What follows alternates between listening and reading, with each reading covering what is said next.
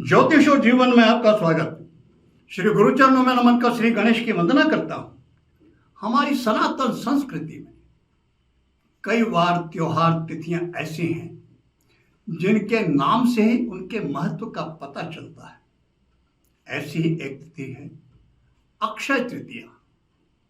सामान्य रूप से हम अक्षय तृतीया को एक ऐसी तिथि के रूप में जानते हैं जब कोई विवाह का मुहूर्त ना निकल रहा हो किसी के लिए, तो यह अबूझ सावा माना जाता है।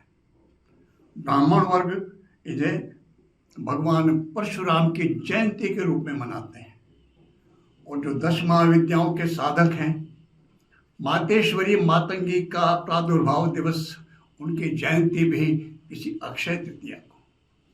हम चर्चा करते हैं आज के वीडियो में क्या महत्व है इसका और हम क्या लाभ ले सकते हैं, कैसे लाभान्वित हो सकते हैं, क्या क्षमता क्या गुण धर्म है इसके। तो सबसे पहले तो चर्चा करते इसी बात पे कि अक्षय नाम क्यों और अक्षय नाम का तात्पर्य क्या है। जिसका क्षय ना होता हो, जिसका नाश ना होता हो, वह अक्षय।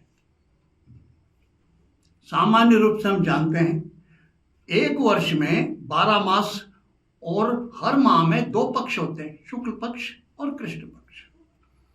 दोनों पक्षों में तृतीया तिथि आती है, तो वर्ष में 12 दूना 24 तिथियां आती हैं तृतीया। लेकिन केवल वैशाख मास शुक्ल पक्ष की तृतीया तिथि ही अक्षय तृतीया, और किसी भी तिथि को अक्षय तृतीया नहीं कहा गया। केवल वैशाख मास के शुक्ल पक्ष की तृतीया तिथि।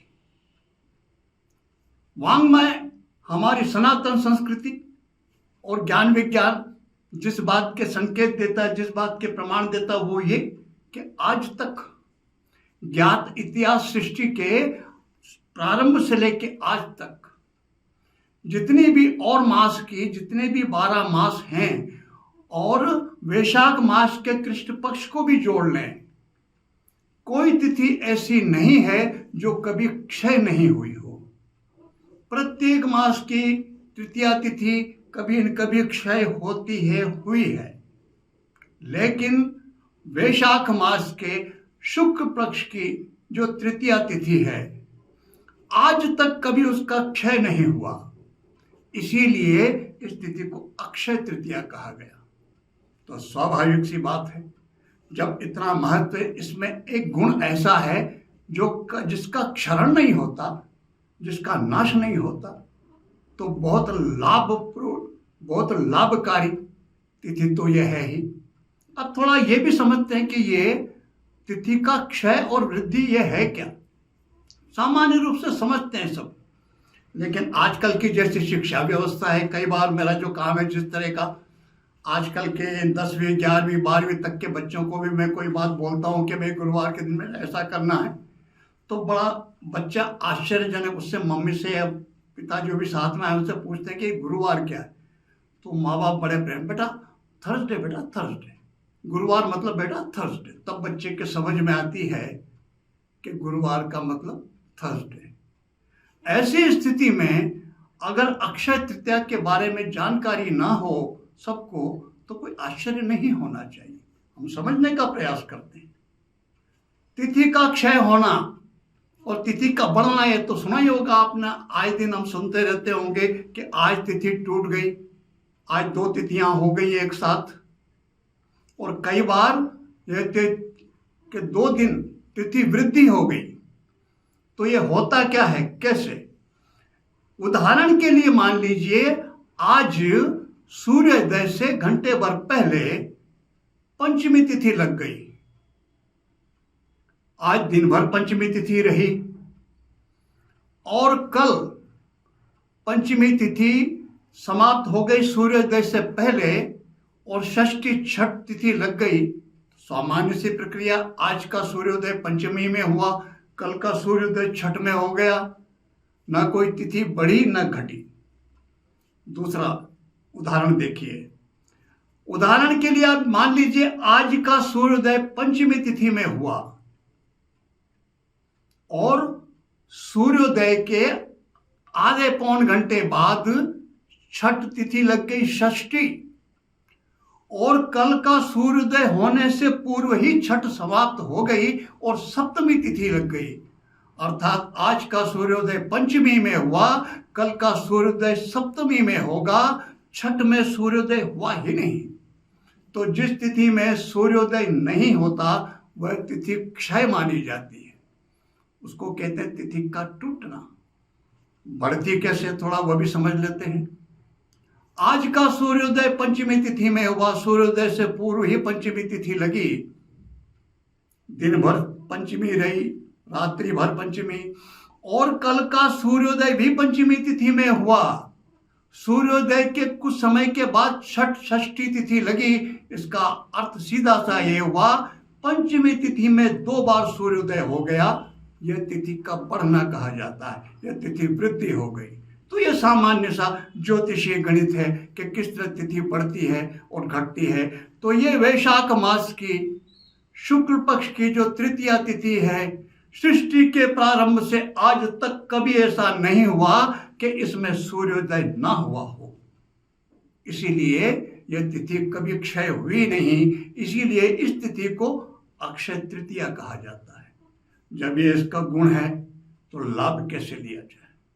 सीधा सा, जो कुछ हम चाहते हैं, हम जीवन में कुछ ऐसा चाहते हैं जिसका कभी क्षय ना हो। इसीलिए तो विवाह संबंध जो बनता है 7 फेरे का, वह अक्षय रहे, उसमें कभी जीवन में किसी तरह का अवरोध उत्पन्न ना हो, नाश ना हो, नष्ट ना हो, उसमें कोई बिखराव की स्थिति ना हो, इसलिए अबूझ सावा माना जाता है।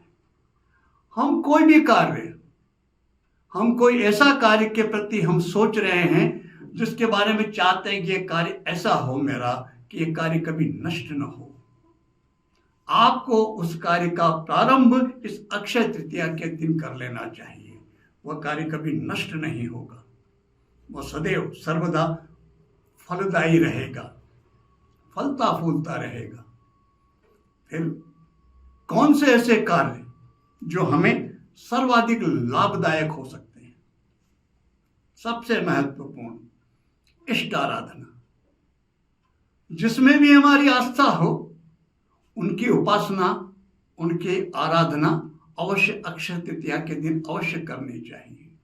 और फिर जैसी हमारी कामना हो, आकांक्षा हो, उसके अनुरूप भी हम चयन कर सकते हैं साधना का, किसका हमें चयन करना है, किसके जप आदि करने हैं।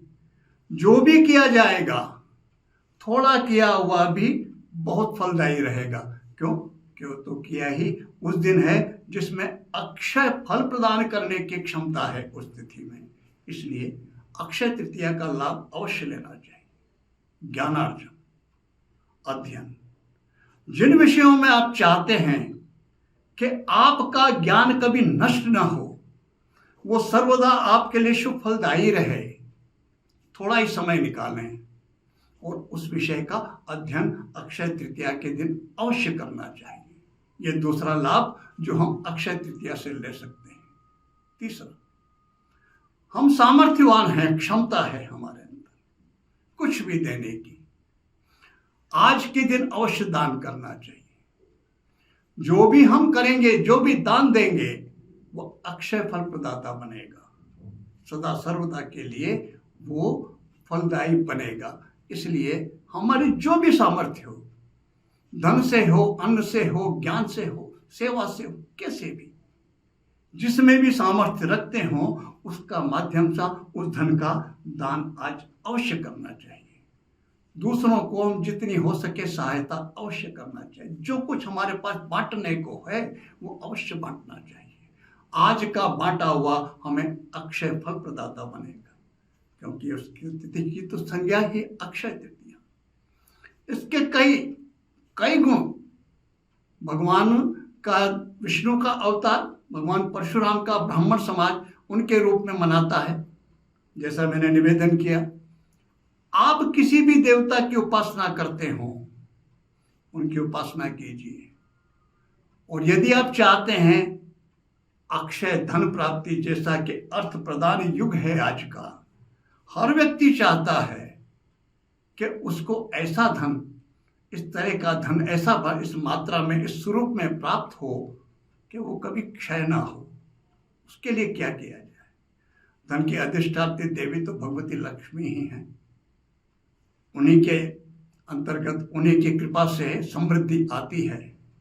लेकिन केवल लक्ष्मी की कृपा प्राप्त करने भर से, उनकी उपासना से काम नहीं चलेगा। उनकी प्रसन्नता चाहिए तो उनके पति भगवान नारायण को भी स्मरण अवश्य करना चाहिए, तभी उनकी कृपा प्राप्ति होगी। और भगवान गणेश वो तो है ही। लक्ष्मी की उपासना करने पर, केवल लक्ष्मी की उपासना करने पर धन की प्राप्ति तो होती है, लेकिन स्थिरता नहीं रह पाती, वो व्यय भी होता है।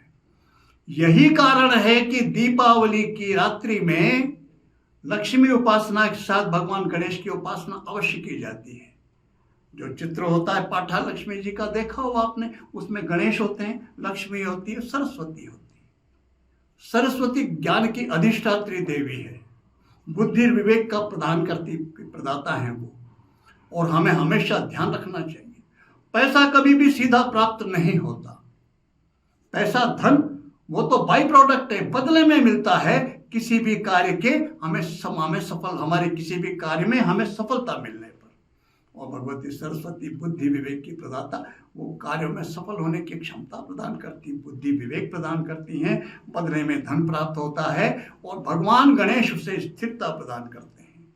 यदि आपके धन की आकांक्षा है तो अक्षय तृतीया को, जैसा ही मैं कितने ही वीडियोज में बोल चुका, भगवान गणेश की उपासना करें, भगवान नारायण को नमन करके भगवान लक्ष्मी के किसी भी स्वरूप की उपासना करें, मंत्र का जाप करें, सर्वोत्तम रहता है कनकधारा स्तोत्र का पाठ, और फिर भगवान श्री स्वर्णाकर्षण भैरव को नमन करें। भगवती की कृपा अवश्य प्राप्त होगी। और जब उनकी कृपा प्राप्त होती है तो उनके लिए कुछ भी असंभव नहीं। भगवत लक्ष्मी के केवल धन ही नहीं, उनके 8 स्वरूप हैं, यश, कीर्ति, मान, सम्मान, ये सब भी लक्ष्मी के ही स्वरूप हैं। सब कुछ प्राप्त होता है। तो अक्षय तृतीया आप सबके लिए अक्षय फल प्रदाता हो, यश, कीर्ति, धन, वैभव, स्वाद, सब कुछ आपको प्राप्त हो। इसी प्रार्थना के साथ मैं आप सबको नमन करता हूँ। नमस्कार।